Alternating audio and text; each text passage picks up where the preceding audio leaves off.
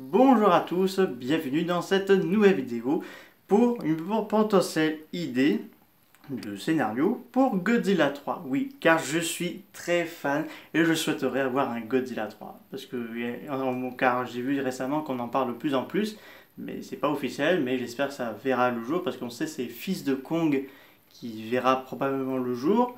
Parce qu'il y a beaucoup de fans qui sont déçus que on va voir un suite sur Kong et non pas sur Godzilla.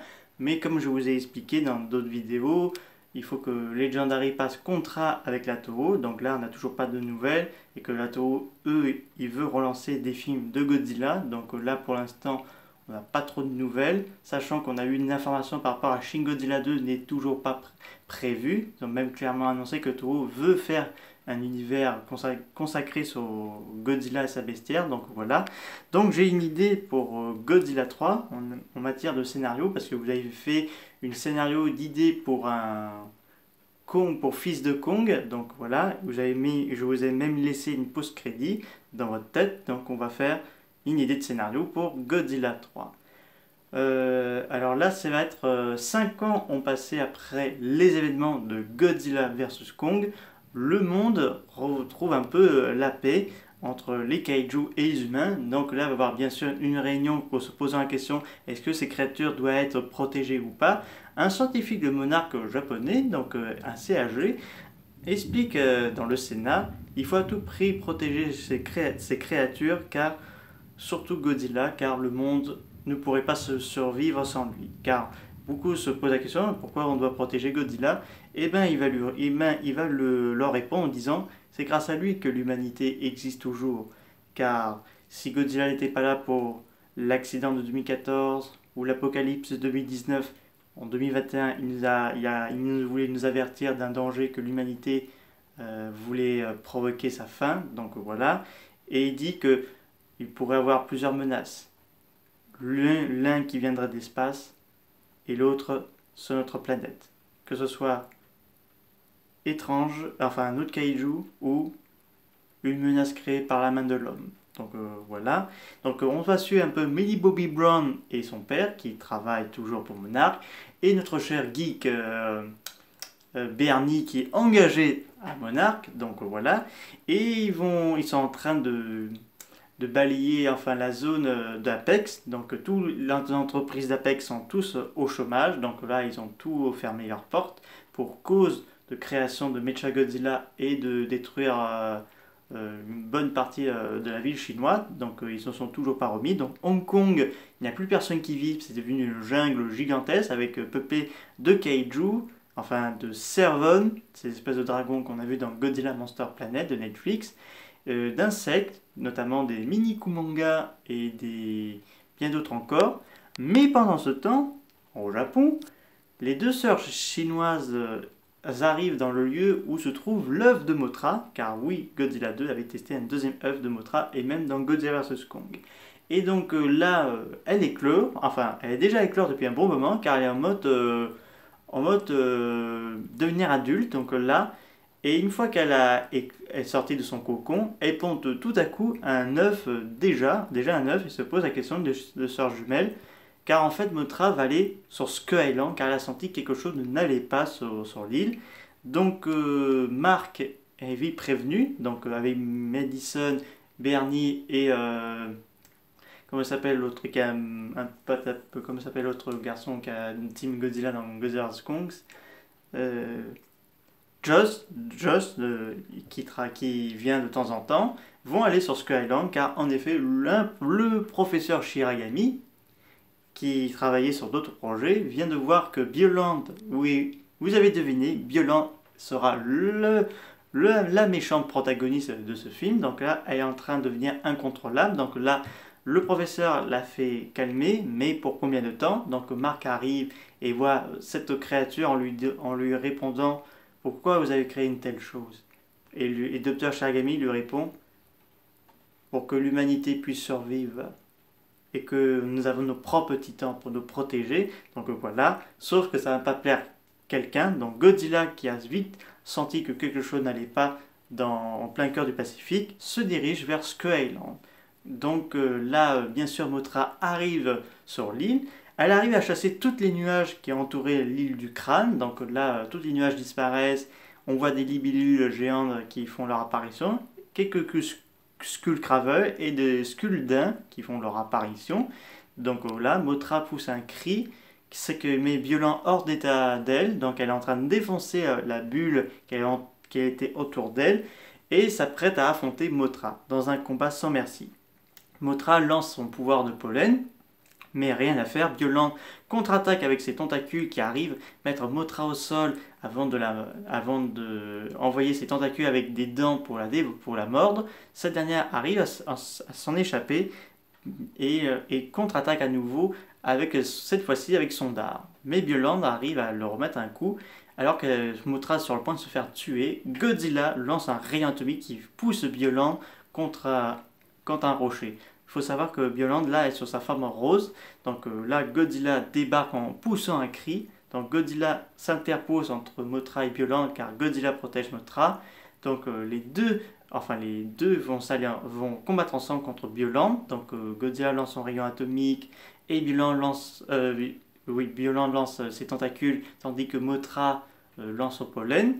Et donc là, ils arrivent à la battre, sauf que Violent s'enfuit, laissant derrière elle des champs de roses qui apparaissent, mais laissant aussi une ombre terrifiante en poussant un cri.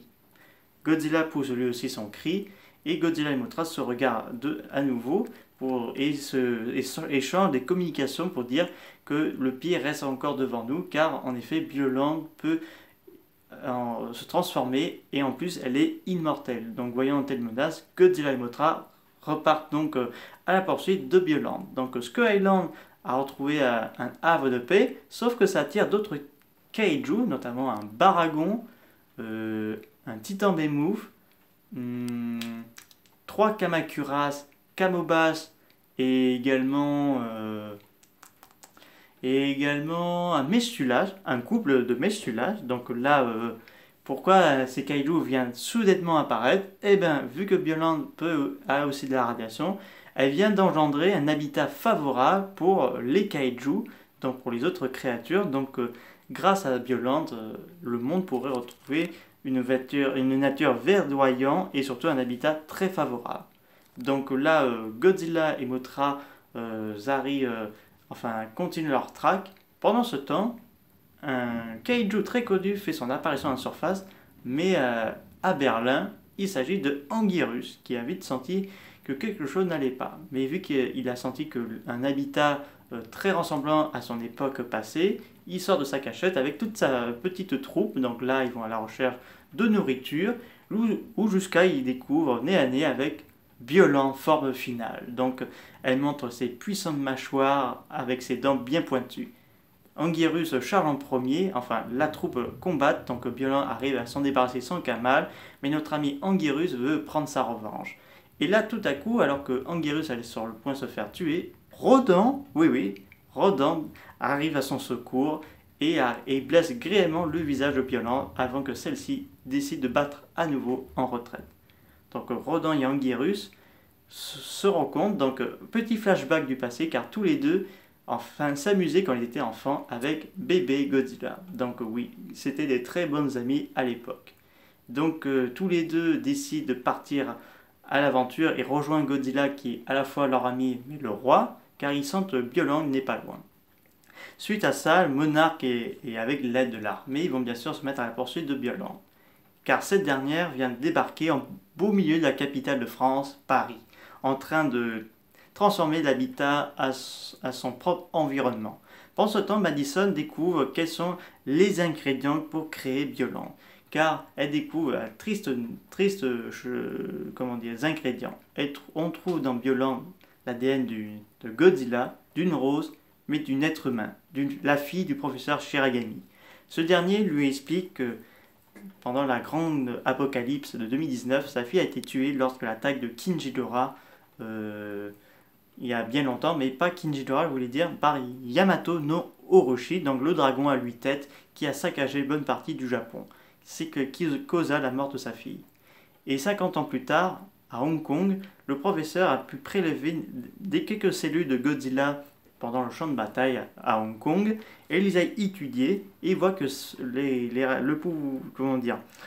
les cellules Godzilla ont un pouvoir d'immortalité. Donc avec l'âme de sa fille qui est réincarnée dans la rose, donc elle est morte, et il a pu donner naissance à Bioland pour conserver l'immortalité de sa fille, mais malheureusement l'esprit de Bioland s'est emparé de la fille du docteur Shiragami. Donc voilà, le combat final va bientôt commencer à Paris. Donc l'armée n'a aucune chance. Godzilla, Mothra, Rodan et Anguirus vont combattre ensemble contre Bioland. Donc là, ça fait penser à Ghidorah Dragon Monster, mais à la place de King Ghidorah, c'est Bioland. Donc là, le combat commence entre nos chers amis titans. Donc là, un combat extrêmement violent, d'explosion, un truc de ouf quoi. Et donc là, Godzilla rassemble toute une sorte d'énergie et détruit Bioland qui est malheureusement réduit en tas de cendres, mais elle préfère partir de la Terre pour aller dans une autre planète. Mais une bonne chose, toute la planète entière devient un environnement favorable pour tous les kaiju. Suite à ça, Godzilla et ses amis décident qu'il est temps pour eux et tous leurs congénères de repeupler à nouveau la Terre. Donc Godzilla pousse un cri tellement puissant que plein de kaiju se réveillent et ils vont pouvoir s'épanouir dans cette nouvelle ère que Bioland a laissée derrière elle. Donc l'humanité va maintenant cohabiter avec les titans, enfin les kaiju, qui se baladeront au beau milieu de la ville, mais la ville sont entourées de forêts, il y a même des arbres qui ont poussé au beau milieu des immeubles. Donc là, ça va donner la suite d'un autre titre de Godzilla. Donc là, c'est la fin de film. Or, on a une pause crédit. Au large de l'Isla Aymara, un professeur assez inquiet vient de remonter de sa machine qu'il avait jetée dans l'eau et il voit que sa machine est grièvement détruite et le capitaine du navire dit « Qu'est-ce qui s'est passé? C'est un requin qui a fait ça ?» Et le professeur lui dit « Non, ce n'est pas un requin qui a fait ça. C'est la créature de l'Oxygen Destroyer qui a fait ça. » Et là, Blackwood crie « Destroya !» Oui, ça testerait pour Godzilla 4 qui, pour l'instant, qui n'est pas prévu, mais j'ai beaucoup d'idées, mais je vous dirai ça bientôt. J'espère que cette vidéo vous aura beaucoup plu. N'hésitez pas à me dire ça dans les commentaires. Je vous dis au revoir.